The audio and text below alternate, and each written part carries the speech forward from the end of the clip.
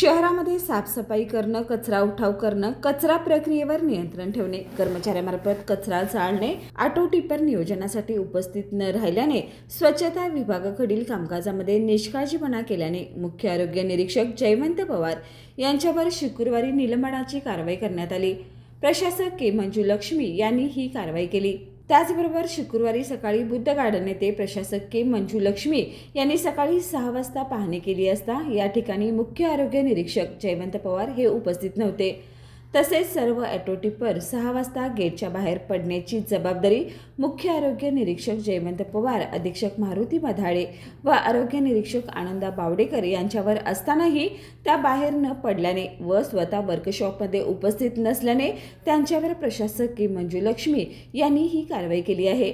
तसेच शहरातील सफाई कचऱ्याबाबत पत्रकारांच्या ग्रुपवर पोस्ट करण्यात आली होती।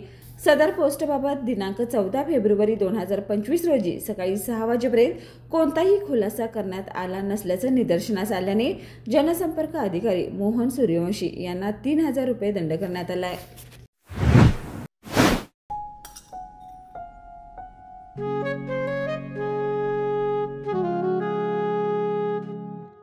बाबा, आज येताना बासुंदी घेऊन या ना। अगं, कालच आपण आईचा वाढदिवस होता म्हणून आणली होती ना। ऐकलं? गोकुळची बासुंदी पुन्हा खावीशी वाटतेय। खरं सांगू, मलाही खावीशी वाटतेय। पुन्हा पुन्हा खावीशी वाटणारी गोकुळ बासुंदी।